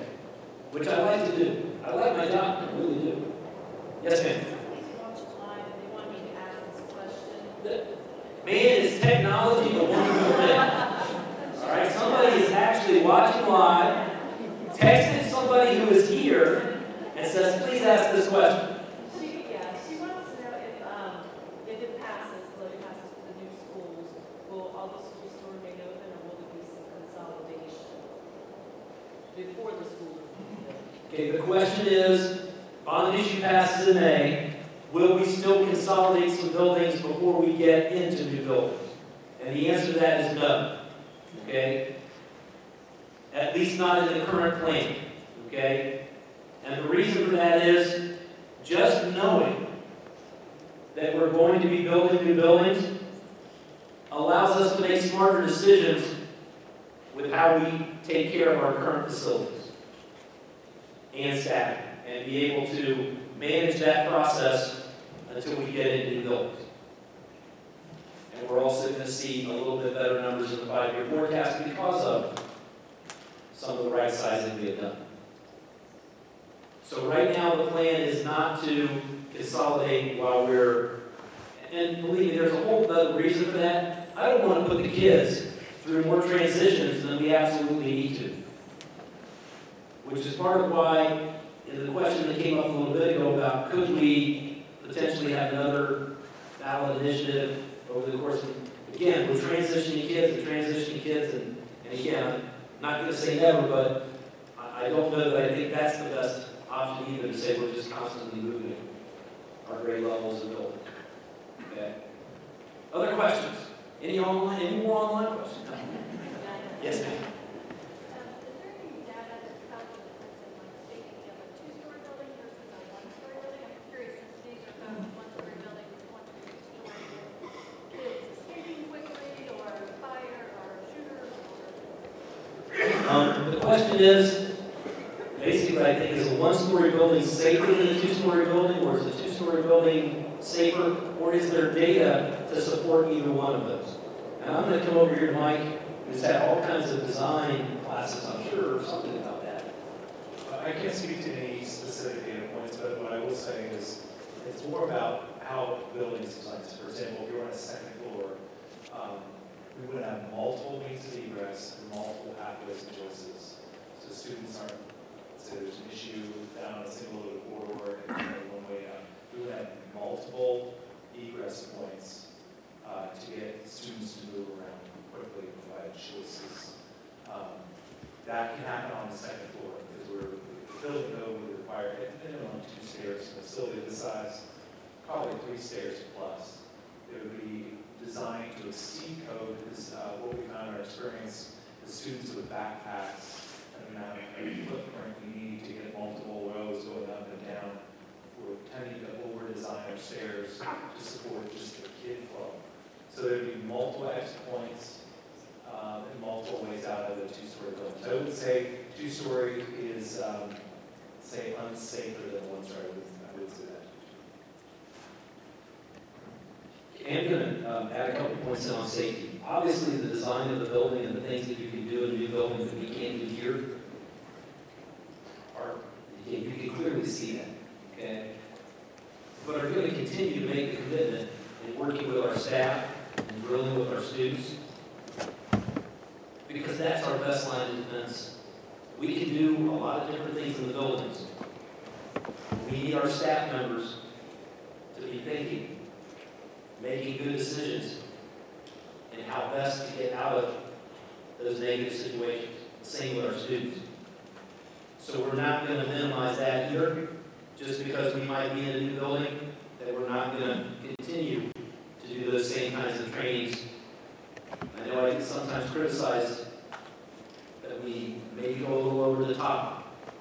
At least I know from some of our staff members who would rather, I think at times, say, just tell me what to do. I can't. I'd like to, but I can't. Because no two situations are the same. So we drill as many of those things, talk about as many of those things as we can. And then the second critical piece to that is we need our students to share information with us when they have it. When they know something negative is going to go on, it's got to be cool to let the teachers and the administration know so we can stop it. So we're not trying to minimize those. Having new buildings, having all of these design features would be great. Would make us safer, no doubt about it. More energy efficient, more natural light, all of those types of things. Power outlets in the classrooms, conditioned air, all of those things, which I think our kids deserve. But it's costly. Yes, sir. All right, what's going to happen with all the properties that are at school dorm right now, once if the levy passes? I don't have, Chris, the question is what's going to happen to the current properties that we have, and that decision hasn't been made yet. And part of the reason that that decision hasn't been made yet is because we don't know exactly what that future looks like, to be able to say, we know that the property in Northridge is going to become a park or a housing complex. Because there are a lot of other issues that still tie into some of those things. Like our PWE organizations who use facilities at our sites and trying to, again, get them involved in that discussion of what can we do. But But it, again, becomes somewhat of a board and community decision to say what makes sense to happen to those properties. But I can't tell you absolutely this is what that will look like. Okay? One of those questions I can't just spurt that answer out. Yes, sir. Another question. So we're being asked for the money for this, and 1.5 on top of the 1% we're saying, on top of the tax rate. And you talk about being fiscally responsible. And I don't really see that when I see parking lot being painted twice. When I see carpet going to administrative buildings, when you're telling me what the staff goes, you're also giving salary rate. That doesn't kind of add up to being fiscally responsible. So between now and the new stuff being built, for 3 years, are we still on stuff goes into the pump pipe for 3 more years here?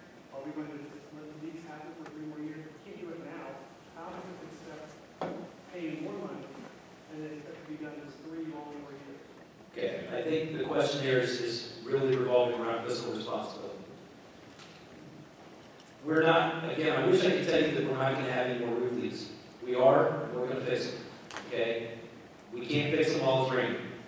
Okay? Deciding exactly how to fix them is a different process of saying, okay, do we replace with brand new, which costs $100,000 and would last another 15 years?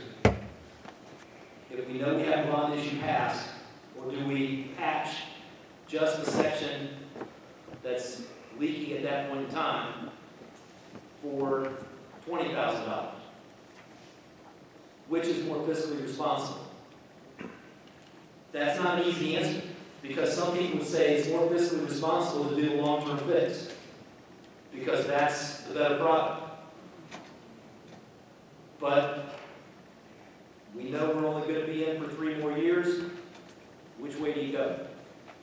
And I think that's what informs some of our decisions. Okay?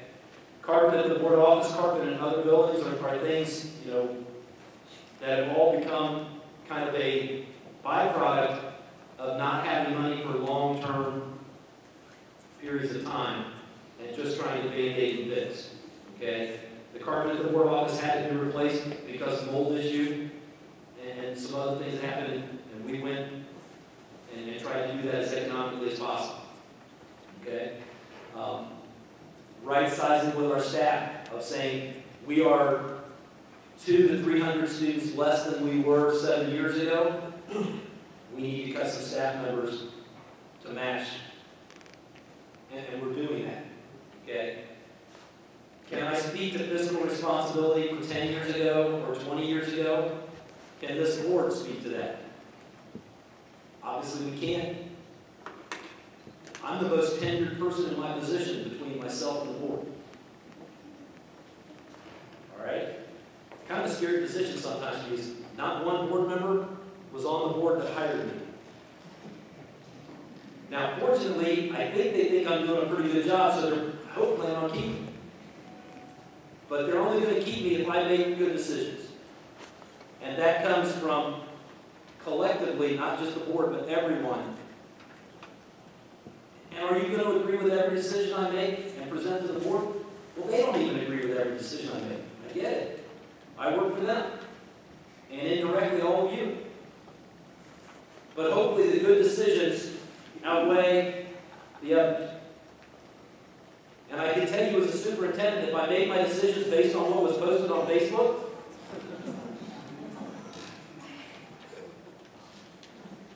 I don't think you'd like some of those decisions. These are not easy jobs. I know that. I knew that going in. But I am going to be accountable. No. Bring this question. Isn't it true that the staff not raised 7 years in a row? It looks like they're getting a raise every year, and that is not true. I'm not saying. I just want to make sure that's correct. I mean, you got to Okay, so do I. yeah, so I'm not saying you get it, but I'm here to say we get raises within the second job. And I know on the budget, if there's more raises, we tell them the second job. Meaning, I mean, when I work at the hospital in Wilmington, we get the same level of care because they laid off 25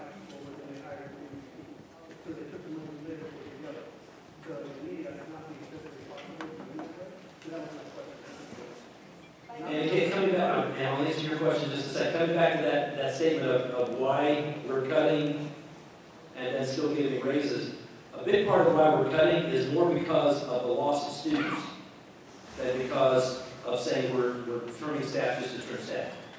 Okay? The right siding for budget is not necessarily the right siding for student population. That's correct. But it ultimately affects your budget.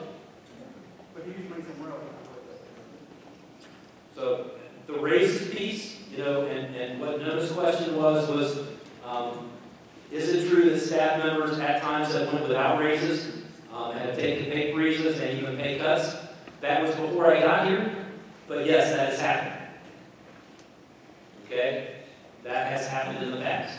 And our staff has been very willing to work and do the very best they can for our students in difficult times, showing that they care. When we have the ability to give raises, it's important to be able to do that and show that we care for them as well. And believe me, it probably does sound like, you know, an oxymoron to say we're cutting some people. But at the end of the day, if we don't cut those people in the right size, we don't have dollars to be able to maintain our budget for that next raise that may need to happen. Yes, ma'am? I'm going to be optimistic and say when the bond passes. I like your thinking. I am curious. I have 2 young kids and one in kindergarten currently at Rolling Hills. I know that out of the 4th kindergarten teacher this year in that position will no longer be there next year. So my concern until the next 5 to 7 years for operating levy is if the student body size remains the same, what are your plans for staff cuts? I guess in that meantime, looking at class sizes. Okay, the question is really about class size and where our class sizes want to be looking at. And what I kind of addressed earlier of saying, you know, that's again a function of the budget and trying to make sure that we're working within that budget. So ideally, where we would like to have numbers for our younger kids would be in the 21-22 range. Okay? I can't say we're in that ideal position. So we're probably looking at more like 24 or 25 for our youngest kids. And going up by 1 or 2 as we move up. Doesn't mean that every class is going to be that way, that every class at the high school is going to have 29 kids in it. That's also a function sometimes of some of those options that you want to be able to offer, like an advanced calculus class. We may not have 28 or 29 kids in the calculus class. It may only be 15. But trying to make sure that we're trying to balance that with our budget. So, and this is the hard part for me, because the research on class size is all over the map. And yet, if you're a practicing teacher, there's only one answer. And if you're a parent of a kindergartner, there's really only one answer. And that is smaller class sizes made for a better situation. I know that, and I wish I could say I could absolutely provide that. But we have to continue to also work within that budget. Now, are we going to take and put 30 kindergartners in a class? Nope. Okay? We'll have to figure out something else. Because that isn't good either. But I think 24, 25 is doable, not ideal. And I hate to say that that's part of our history that we have to live with, that we're trying to live within. I want to say eager, it is not a small budget, but to be able to do all the things we need to do is difficult. Yes, ma'am. Assuming positively it all passes, at what point is, where along the line do you say, okay, this is the real, these are the real, we confirm we need 12 rooms here, 10 rooms there, and this is what we're doing and going with it? Or is there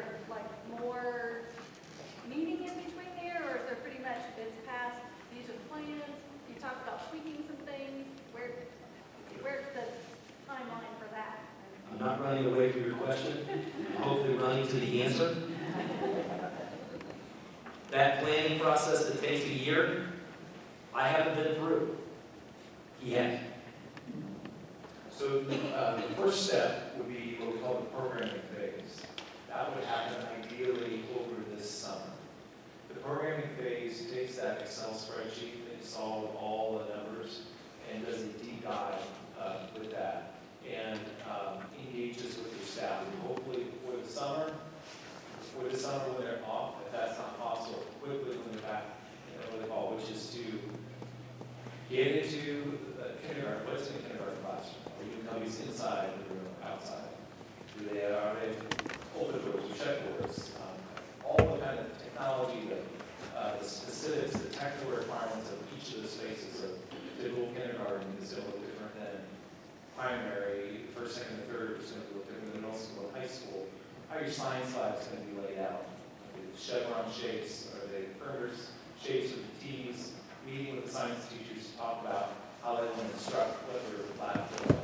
So anyway, the summer is going to be that programming phase where we take that conceptual program and refine and tweak it with teacher and staff input.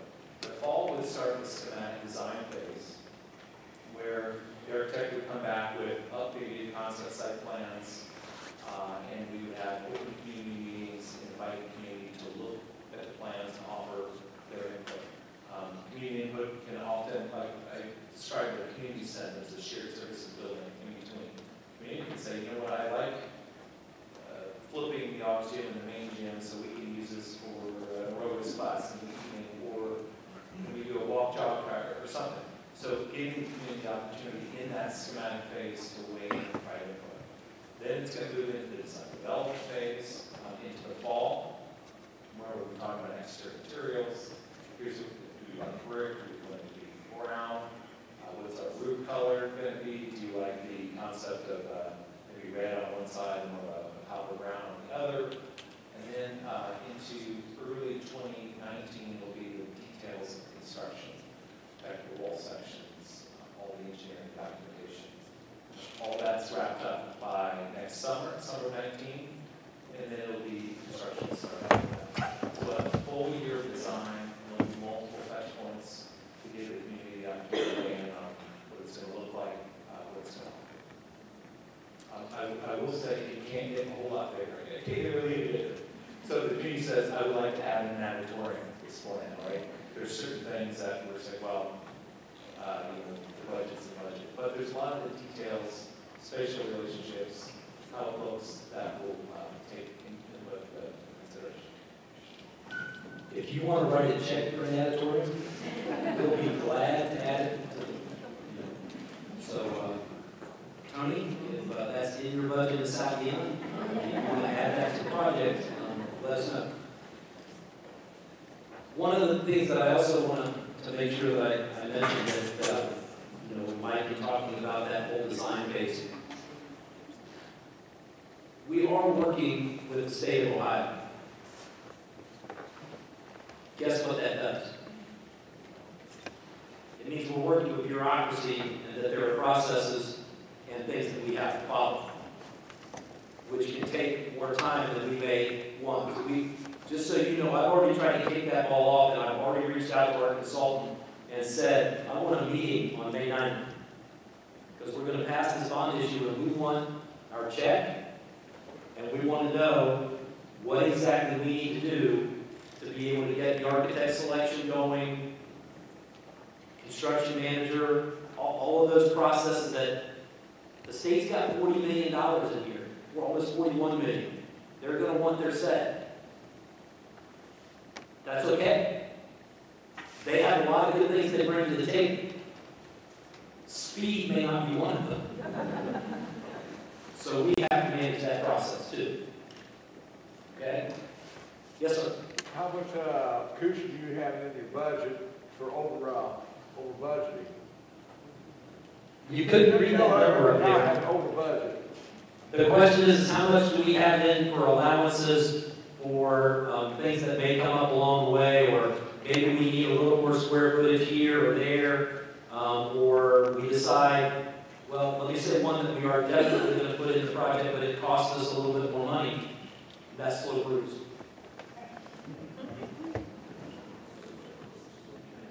It may cost us a little more on the front end. We know what that does on the back end. So that is something that we're going to absolutely make sure that we have in our budget. So with that, Mike has a contingency number out there. Sure, so each one of the, here's the project budget. You see, for example, the new Northeastern Pre-K-12 at $41,666,000. That number is derived from the number of students, the cost per, the number of square foot per student the state allows, and then the dollars per square foot that the state assigns. So there's a calculation that goes behind that. Within that 41.6 is about 7.5% of construction contingency dollars that's built into that budget. So in other words, the process assumes there's going to be something that happens during construction, either an unknown, or a building official comes out and says you need to move your exit sign from here to there. We know that those are going to happen. So we're planning a 7.5% construction contingency that's embedded in these numbers to deal with those known unknowns that are coming at us. But that ain't gonna increase the products to build the school increase, so it doesn't. You get in, if it costs more money than what you got, $120 million, because it costs more than that the material to get it, to build the school. So I think the question was like, how do you handle construction escalation? Increase, yeah. Let's say there's a spike in steel prices or something. These budgets are established by the state for bidding within the time frame that we're talking about. Now, if there's a world event that drives commodity prices or change something that we don't know about, or if there's something major, there could be spikes in the cost of materials. But remember, the cost of this project isn't just all materials. A good chunk of it is labor, too. So it's kind of balancing the materials that we're specifying, the alternative materials, the alternative construction techniques, load-bearing walls, we're trying to get the steel out. So we'll work together with the construction manager to essentially mitigate those risks of rising commodity prices, something that might happen in one sector or another. Well, I know that, but right now, steel prices are skyrocketing. Working steel business. They're a ridiculous price right now. They're going up. Right now, with steel prices are going up, can we build a school for that? Yeah, that would be the job of the architect and construction manager to manage that process. And there is a lot of steel in schools, but there are other low-bearing concrete block, or there's other ways to mitigate the amount of steel in schools that we can find masons cheaper than we can direct steel. So that's part of that process of engaging the construction manager, getting the design team on board to kind of work through that. But there are risks and unknowns in projects. Cutting to the quick, I think, of your question. Would we be back asking you for more money? Maybe. Okay. The answer to that is no. What we pass in a bond issue, okay, is what we have to build this school. Okay? How much we might start cutting Just like you do in your own home budget, when it's not there, what do? You have to figure something else out. And that is why this is so important to get it right on the front end and make sure that we have done the planning and working within the budget numbers. And actually, I think your question really brings another question to it. Maybe not so much a question, but a statement that I was going to maybe put later, but just probably fits in here very well. Our problems don't get cheaper. Let me say that again. Our problems don't get cheaper. With only about a maybe 3-year exception at a time we probably don't want to go back and remember in terms of a very severe recession, did construction costs go down? And builders were building and bidding projects for ridiculously low numbers just to try and keep work and keep their people working. Those times are not here. We're actually concerned that we're going to hit the market At the same time, a lot of other projects are going on. And will we be able to get quality vendors? That could be a concern. Now, one of the things that we think helps us with that is that we have a very attractive project because it's also bigger. And I think Mike jumped up for a reason. So I was just going to build on that. These are very attractive projects to large construction companies. They have choices right now. There's more work out there than they're much more selective now.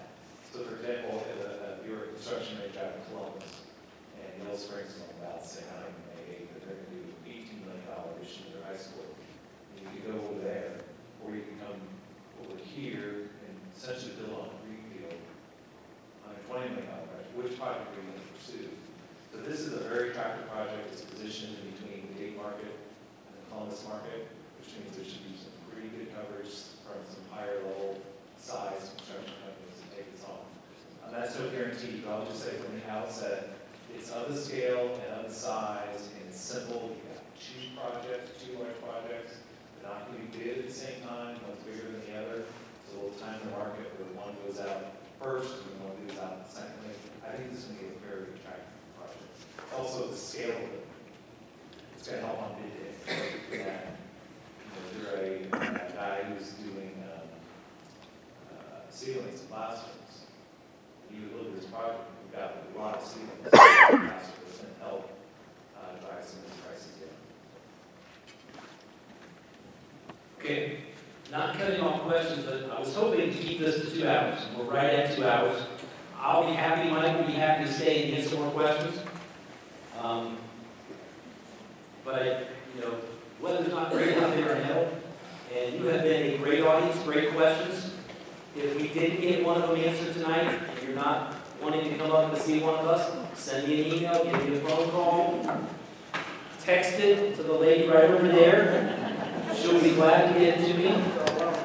And we want to get things answered for you, so you have as much information. There will be more information coming out. The levy committee is working. There will be a newsletter coming out, guaranteed this time before the election. I apologize for that. That printing company is no longer working for our district. So, getting as much information in your hands as possible. The very last page of the handout that you have has some important links to it. If you're not a registered voter, and or you know someone else who is not a registered voter, get that to them. Get out there and get registered yourself. If you're a no voter, you didn't see that page?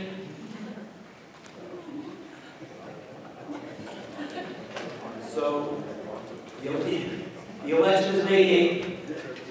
There's also a link to our website, right on the front page, or actually that link takes you right to a lot of the information, frequently asked questions. This presentation will be there. You can watch live tomorrow night. John, really thank you, John, for videoing. Appreciate that. And thank you all for being here. Todd has one quick announcement. Thanks, Doc. First of all, let me tell you, you got great kids. I had a rough day today, and we brought the kids in here. I gave one homework assignment. I said, take care of the adults today. And guess what? They took care of the adults today. They did a great job. While I was sitting there, I did get some information for those of you who are interested. Littleton and Brew is handling Darren's arrangements. Visitation will be Friday from 5 to 8 p.m. at Littleton's. And the funeral itself will be at 11 at Littleton's as well. On Saturday. On Saturday. So 5 to 8 visitation on Friday, Saturday funeral at 11 a.m. So, and seriously, tell your kids, give them a big hug tonight. They really deserve it. So, thank you. Tomorrow is still going to be a tough day. But again, we'll go day by day. So, thank you all. Still happy to answer questions. Have a great evening. Appreciate you being here.